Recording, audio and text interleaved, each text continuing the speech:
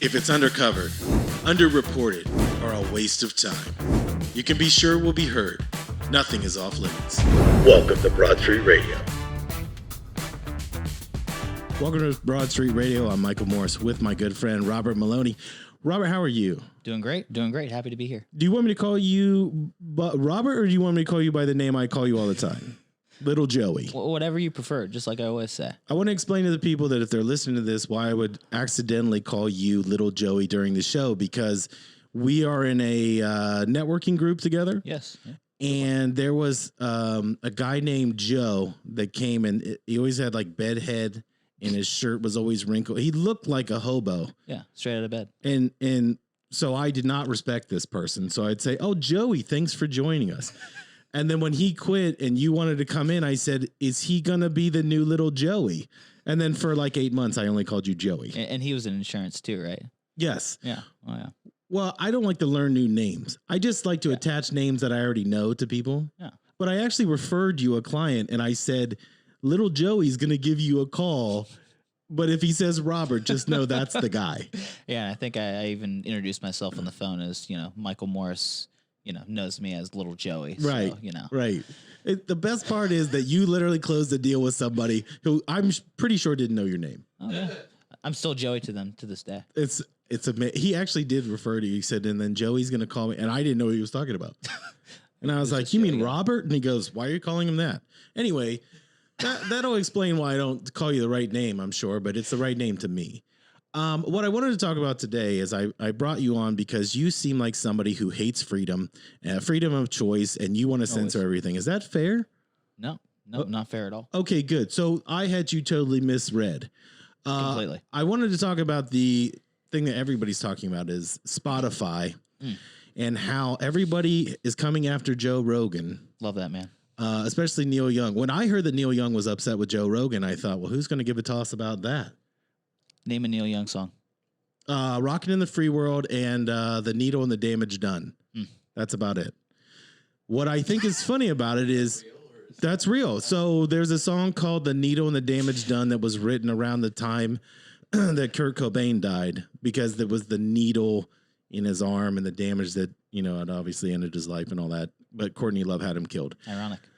Yeah, like 10,000 spoons, which also you use for heroin. Gotcha. Did you know that? No, I'm not. Do you want to try that later? Heroin lingo. Okay. Well, I only know because I watch a lot of movies and I do a lot of heroin. Yeah, but Ozark, right? Yeah, like, first of all, I can't understand an Ozark since we're going down this way. Oh. When they have these big bricks of powder and all that, and I'm like, I don't understand how you get that in your arm. And then they show them cooking it up. Does that bother you that people do that? I mean, right now my wife and I are watching Shameless, and not a plug for Shameless. I don't know how my wife can get through an episode of that show, just because the amount of stuff that's on that show and the drug use is insane. And it's the same way with Ozark too. Like, I don't see how they even get that. Why are people not upset about that? About drug use being glorified, but we're upset about people talking about vaccine misinformation. Oh, it's on every show. I don't see how half the stuff that's on Netflix nowadays, like, you got like high school shows that are targeted towards high schoolers, like Euphoria. Right. I mean, Ozark 2 is kind of leading down that path, and a lot of the shows, I mean, they're great shows. It's got, they're fun to watch, but they're very extreme though. Yeah. They're going down a path, like all of these big networks. I mean, even Disney Plus too is putting some stuff on theirs that they're even getting backlash for too. Stuff that would make Walt Disney just like turn over in his grave. It makes me curious to think. So in the last 10 years, everything is about content. So you'll hear that. You won't hear shows, movies. It's content and views. So you take Rogan has 11 million people per episode. Now, his shows are doing essentially what we're doing here. Like, it depends on who his guest is, but they're only upset about the people that are talking about vaccines and body autonomy and all that.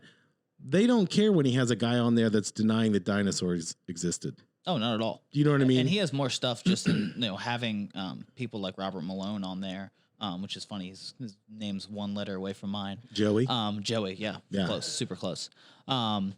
And I mean, he has UFC fighters on there. He has different bases that watch his shows. It's not just the anti-vaxxers. It's not just the diehard writers that watch his show.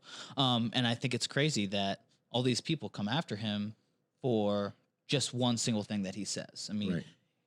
But it's not always what he says. Like, yeah, it's even the people that he has on too Correct. that are, more along leaning right, more controversial, like Robert Maloney. I mean, that was the biggest one that people were just outraged about that. Right. But I mean, that guy's a world reclaimed doctor, has his PhD. He's the guy that came up with the mRNA, the delivery method. Yeah. So if anybody knows about it, it would be him. Exactly. But what I think is insane is that we want to censor things that we don't like. Not that we disagree with, but we don't like it. Yes. Doesn't fit the narrative. When I saw that, what's that ginger? Prince Harry, is that his name? Oh, yeah. And his wife. I mean, that you want to talk about talentless. Yeah. They are now trying to get involved. And I think the way I always look at it is when people that are millionaires are against it, I'm okay going the other direction. Yeah. I don't listen to Joe Rogan all the time because, again, I don't care about UFC fight commentaries. I can't listen to a show for 4 hours. I just can't. I have things to do, mainly heroin, but I can't commit that much time to it. Other people do, I guess. But when he had like Elon Musk on, I was so excited about that. Yeah. And it was Elon Musk is not that exciting for 3 hours. Oh, yeah. He's done, I think, 2 with him, right? He had one, and then he had him back on. Because the first time he had him on, they were rolling up and smoking doobies, I guess, and that he got backlash for that. But I've talked about this on this show. My favorite thing is when Rogan has a big monkey head that he smokes. It's a huge bong, and somebody will be talking about the history of space or whatever, and then they flash to him, and he's got this big monkey skull under, and I'm just like, this is a show. Oh yeah. But I think that what I don't understand is, let's talk about misinformation. So Rachel Maddow, who I love, she's like my favorite bro. She said that if you got the vaccine shot, this is going back to late 2020. If you got one shot, it was over. You couldn't transmit it. Any of that. Yep. So as these things come out and they're false information, or she reported from Rolling Stone that in Oklahoma, the hospitals were being overrun. So somebody went there with a camera and showed there's nobody at the hospitals. Yeah. Right. So if it's misinformation, we should be targeting that. The difference is Rogan is an independent person, and these are mainstream media people that no one's paying attention to. And it's also funny, like the him versus Neil Young thing. Like Neil Young has, a couple of famous songs. I mean, even my generation, I don't know. I couldn't name a Neil Young song. And the reason they're picking Rogan, I mean, they're paying Rogan hundreds of millions of dollars. Right. And like you said, it's $100 million contract, and he has 11 million per episode. Most watched, most viewed podcast in all the world. It's tough to beat that. It's tough to tackle someone that big. Right. And when you're talking about, like too big to fail, I think Rogan is going that way. He's almost reached there. What worries me is if a lot of these A-lister people, a lot of these big name people start really going after Spotify. I don't know how woke Spotify is or how woke they're going to. They're not. They didn't take a side. Exactly. They're kind of taking a middle ground to where. Well, they're a content company. Yeah. So taking a side doesn't mean anything because I want everyone to pay attention to this. Yes. But here's what I find funny about Neil Young. Neil Young sold his catalog for $44 million. So when it's called Hypnotic Music or whatever. Interesting. Do you know who is one of the investors in Hypnotic? Spotify? No. Ew. BlackRock.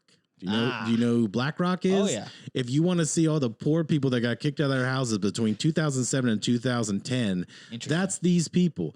These people are the reason that their whole thing is they don't want anyone to own a home anymore. Yeah. So they will buy these neighborhoods, they'll put money into it, and you will rent or lease it from them like they do in China. Nobody owns a house. Yeah. So your social credit score is what keeps you in a house. They can kick you out at any time. Yeah. That's the company that gave the money to this other company to buy Neil Young's catalog. When Joni Mitchell, the same thing. And if you look at the metrics that we use in content and radio and all that, 95% of the music that gets listened to is not new music. It's all old music. Yep. So that's why they're buying the catalogs, because they want to be able to own it, put it on their service, but also to sell it for commercials.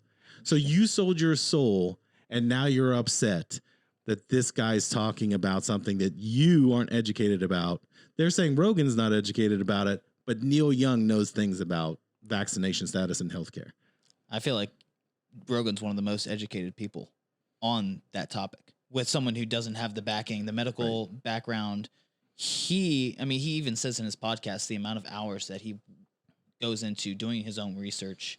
And a lot of people don't know that. They just think that he shows up and, he just questions these people and has questions, and they're the ones that are bringing the controversial content. Like he's doing his own research. He's going in hours and hours and digging into and reading certain things, and he'll even pull up some of the stuff that he reads on his podcasts, and he'll go in depth with that person. They'll go be like, yep, or they'll be, or they'll refute it. Right. I like the Sanjay Gupta one. Oh, that was the best. Where they were just going at it. And he was just but like, respectfully, they weren't yelling at each other. No, they were.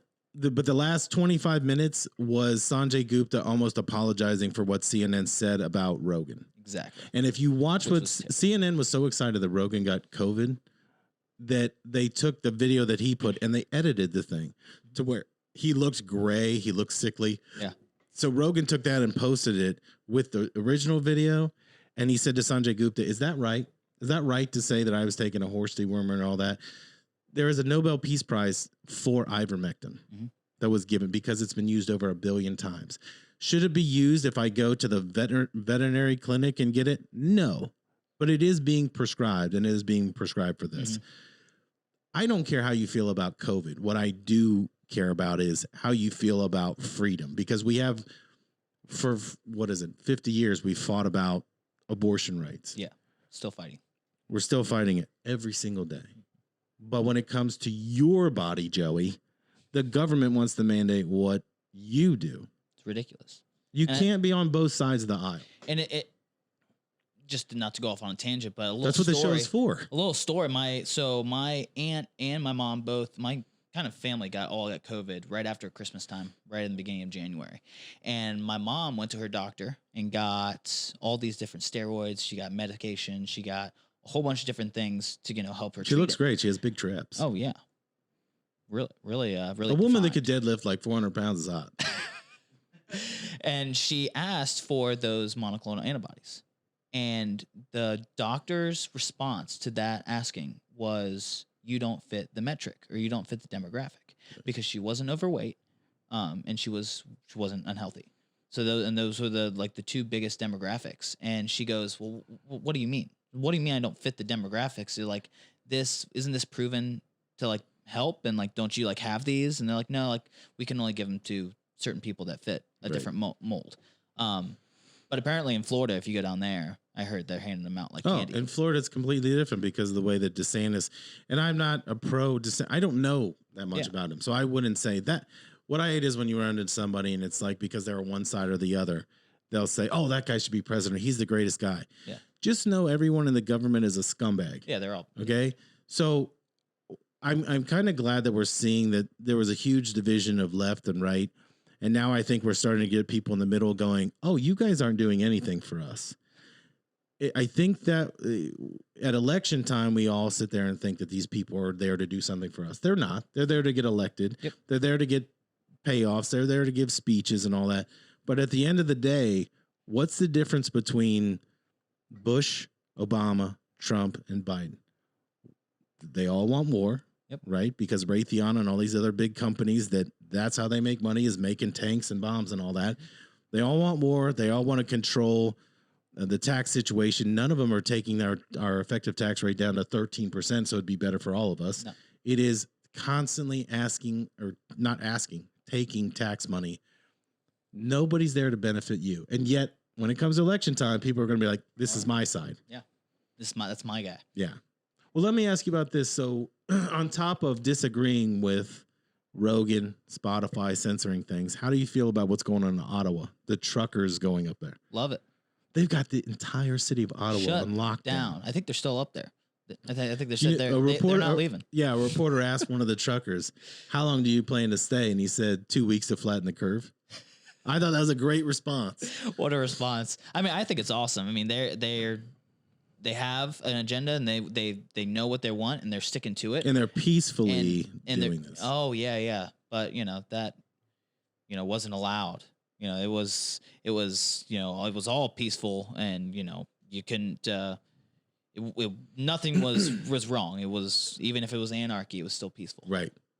But remember on CNN when they had the city is on fire in Los Angeles behind peaceful, them and in Portland. It's mostly peaceful. Mostly peaceful protests. I don't know if mostly means 85% is crime and the other 15% is nothing. I don't know. In days, I hardly ever watch the news. It's here and there. I mean, you shouldn't be watching the news. It's so hard to. I mean, you turn it on nowadays for like 10 minutes and you just want to take a hammer to your temple. Don't you think it's weird that CNN and MSNBC, they are attacking a comedian that gets high in his barn doing shows, and again they want to censor him. I don't know that any of them have ever listened. I think they've heard clips, but I don't think they've ever spent any time. If you heard that show, because my dad was asking me about it, and I said the one that I listened to was the Eddie Bravo said that the moon isn't real and the earth is flat. And they talked about that for 20 minutes. And then the next 2 hours, they talked about UFC and all that. That's not really a show for me. Like, I'm not that interested. But when he does have somebody on, like a Sanjay Gupta, I want to know. Like, if you're just having normal discourse, I want to hear what you have to say. Yeah. I don't really, Sanjay Gupta got his job at CNN? No, I don't know how. He was the head of the CDC during mad cow disease. Oh, that's right. Yeah, he was the CDC guy. So they looked at him and they go, "Hey, man." Yeah, that's right. The guy, he's very eloquent when he speaks. Good looking guy. He has all the degrees. He was like the PR guy. He's like the guy that, from really Mountain Dew. You know what I mean? Like this guy's here just to talk to the press. He wasn't a doctor. Like Fauci is a doctor, but he doesn't have patience. He's never had patience. No. He's just the figurehead of that organization. Yeah. Well, we all look at it like that guy's got the answer. No. And I don't think anyone has the answer to anything. We're still trying to fight it and figure it out. And some half of the world thinks that it's these vaccines, and half the world just think that it's going to infect everyone. It's just down to the United States because Europe has given up. They're just like, we're going to live with it. Yeah, or you need a wristband in Australia just to walk outside. Or they set up actual prison camp. Well, I'm sorry. They had the prison camps already because Australia was founded by the criminals that England didn't want. So let's remember, this was a lawless nation. Beautiful beaches, though. Oh, it's fantastic. And I love that guy that, remember the guy that was the crocodile guy? Oh, yeah. Not the guy that got killed by the stingray. I mean, that movie about Crocodile Dundee. That was based on a real person. Oh, wow. And that's how he taught the animals not to attack him with this. It's probably a movie that's an 80s movie. You wouldn't get it. Yeah, no. Wasn't born. But there's 3 of them. So sit at home with your wife and make her watch that shit. Gotcha. Educate myself. Yeah. But in the United States, if you see, we were hitting that threshold. I think they were trying to push it to 75, 80%, then 85%. I think we're at 53% vaccination status because even if you got vaccinated in the beginning, it's only good for so many months. And people didn't go back for round 3. They didn't go back for the booster. But we're going to have to live with it. Mm-hmm. Censoring people that you don't like isn't going to change that fact. Not going to change anything at all. People are still going to get infected. I truly believe, like, because my grandparents both got it, and my grandpa actually had pneumonia and COVID at the same time, but he was vaccinated. He got better. But those people that are autoimmune, is that what it is? And, immune compromised. Immunocompromised. The older population should definitely, should at least get vaccinated and think about getting boosted too. But I mean, we're having doctors come out now saying that. I saw the other day, like two renowned doctors said, I don't know, I'm not giving my kid the booster. They want to vaccinate kids under 5. They want FDA approval and they want to force it. The other thing is, so I won't mention his name, but a prominent friend of mine was telling me, you actually might know this information. Yeah. He said that in the last 12 months, heart-related issues. What would you guess heart-related deaths, the percentage out of 100 have gone up in just a 2-year period? Between the ages of 21 and 45. 40%? 40%. Dang. Did you fucking know that answer before? I did not. I feel like you have notes. But Did my research. Here's what they said. If it was a cataclysmic event, the number's 10%. Interesting. So what's changed? COVID. Right. So, and if you look at when you were talking about the older set, if you're over the age of 75, let's remember this. We are not guaranteed to live to 100. No. Correct? Yeah. But if you're lucky. I think they're saying Or the unlucky. average age that we, because of advanced medicine, you could live to 81 years old. Like that should be commonplace. Yeah. 75% of those deaths are over the age of 75 years old. Yes. So Fact. yeah. So well, you know these numbers in the insurance game. Actually, Nate will be mad. I should have said in the beginning, who is it that you work for, so we can move on from this. So I work for Associated Insurance Agencies. We have 3 locations, one actually here in Grove City, where I work as our headquarters in Westerville. And then we have another one down in Circleville. We're owned by Bill Bishop is our owner. Everybody knows Bill Bishop. Everyone knows Bill Bishop. Great guy. Great guy. So yeah, he brought me on about a year and a half ago. So I've been working up there. I love it. So I think it's funny. I'm now being in the insurance game and just the commercials. I mean, did you watch those football games last week? Oh yeah. I mean, who didn't? I mean, they were great games. But I just thought it was hilarious how you got all the big names. You got Progressive is State almost Farm. State Farm, Liberty Mutual, and I don't know where Nationwide went. Because Peyton Manning used to be all over this. I think Nationwide has kind of shifted their, again, being in marketing, I think they've shifted their approach because so when you're doing football, there's only X amount of people. They can't have 35 different insurances. I feel like they almost do. It's crazy. Well, what's really funny commercial. is per spot, it was probably $10,000 a spot in each game. Yeah. So here's the funny thing: when you see the Super Bowl ads, and they'll say the average Super Bowl ad is $2.4 million. Locally, when they can't fill it, because I've given this example before. It's the dating game. Chuck Woolery, there were 3 segments, and they'd say we'll be back in 2 and 2. What he meant was 2 minutes, 20 seconds, so that you wouldn't turn the channel because it's less than 3 minutes. I'll stick with it. Interesting. So there's always 2 station IDs, which are about 10 seconds long, and then there's 4 commercials at minimum. So during the game, if you are local and you wait until Friday, that spot locally that would sell for $100,000, you can buy for like $10,000. But it's in the fourth quarter in the post game. But there's still a ton of viewers there. Yeah. So the game it never sells out. So nationally, they'll run all these big spots. But the history of the Super Bowl is, if you look back from, say, 1985 through 2001, 2002, most of these games were blowouts. So everybody bought in the first half. If it was a good game, you paid next to nothing compared to your competitors to run in the fourth quarter, and it's a close game. Interesting. So, again, it's all about supply and demand. But I do think it's funny the amount of money that is spent on the creative for these. I love those Progressive commercials. Have you seen the one with the guy who's saying, "Don't be like your parents"? Oh, they're the greatest ones. They're hilarious. amazing. They're hilarious. And the newest one is, I forget what it's on, but it's just so funny. Like, they're in the airport. And they're like, Yes, who's got like, paper tickets? Yeah. And they're like, where she says, "No, "We're off don't to a buy bad start." anything. I have stuff in my bag. I have candy in my bag." But what I find funny about it is the more creative it is, just know how you're getting hosed on your insurance because they got to pay for this creative to run it. Oh, yeah. But you all want to be part of that cult. You know what I mean? That insurance. I got to buy brand name insurance. I can't go to Little Joey because, they don't run a bunch of commercials. Yeah. You know what I mean? Yeah. It's all about, knowing what you kind of want out of it.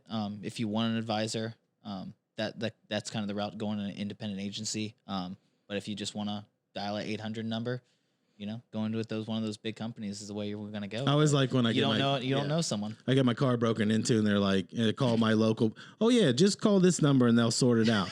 Thanks, Dick. I'm glad I paid you all this money all this time. Before we leave, I have one last question because it goes back to the Spotify thing, because I think we're going to see a change in the wave here. The Rock said he would love to come on Joe Rogan's show because interesting. Now he didn't support him, but he wasn't throwing shade at him. He's like, keep doing it. I'd love to come on the show. Can you get a bigger name than that? No, that would be unbelievable. The amount of views that would get. I mean, the Rock is. I mean, he's doing everything. He's dipping his hands in every single pot that he imaginably can. I think he has a song now. You heard his song? Yes. Yeah. All I know is if you can get somebody that's an A-lister like that, that's gonna come on. And first of all, the guy never took a side until he chose to back Kamala and Joe Biden. If you notice, I think he's trying to get back into good graces because things aren't going that well. But that's another topic for another time. I want to thank you for coming today. Oh, thank you for having me. It was we'll fun. definitely bring you back. Good discussions. Nate, scratch him off for never bringing him back. You've been listening to Broad Street Radio. We will see you next week.